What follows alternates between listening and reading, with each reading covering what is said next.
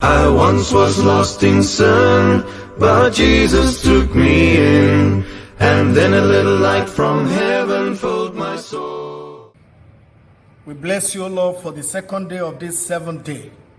Father, we invite your presence as we commence this day in the name of the Father, and of the Son, and of the Holy Spirit. Amen. I want to read to us quickly from that Daniel chapter 3, verses 18 and 19. Verses 18 and 19. And it reads, "But if not, let it be known to you, O King, that we do not serve your gods, nor will we worship the golden image which you have set up."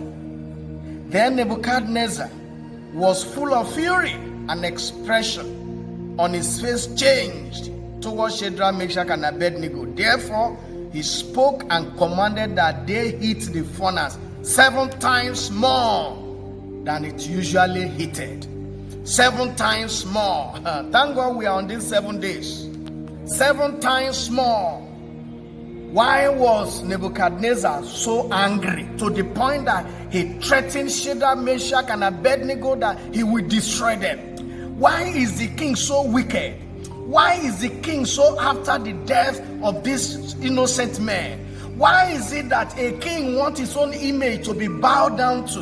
Why is it that we have some people who are just so heartless, who are just so callous, that they want people who will not bow down to their image to die? And that was King Nebuchadnezzar. There are so many Nebuchadnezzar in the world today. They hate the truth with passion. Any area you speak to them truthfully, they hate it. They love lying. They love people who will lie to them. They love people who will tell them what they want to hear. They want people who will bend the rules.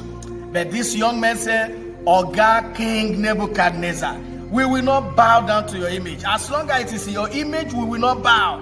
Then this king said he will deal with them, and not just dealing with them, they will prepare the fire 7 times hotter than it has been. But thank God for this young man. They were not bothered. They were not moved. They were not perturbed. Maya Kandalaba, Shentelebo, Shenderia. They refused to be touched. They refused to be. Look, king, don't worry yourself in this matter. We will not bow. And the king was angry. He commanded his agents, say, increase the fire 7 times. I love this young man. They were just like this. Say, if you like, increase it 20 times. Increase it 100 times. Increase it 150 times. We will not bow. Our God is able. So to you, my viewers here, your God is able. Trust in your God. He will deliver you. Make up your mind to serve the Lord, no matter the condition. Are you there? You are facing pressure, so that you commit fornication. Are you there? You are facing pressure, so that you go and meet your side chicks.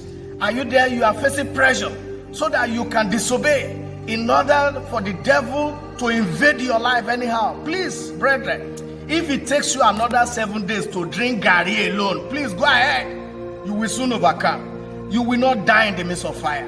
You will not die in the middle of the fire. Your fourth man will arise. Very soon your fourth man will be here. He will show as a first man in your fire.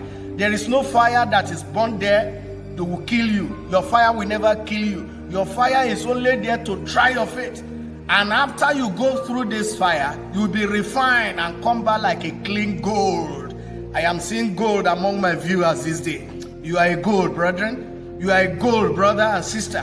Wherever you are a gold. This season will soon fizzle up. This season will soon expire. We are almost there at our promised land. All you just need is little patience.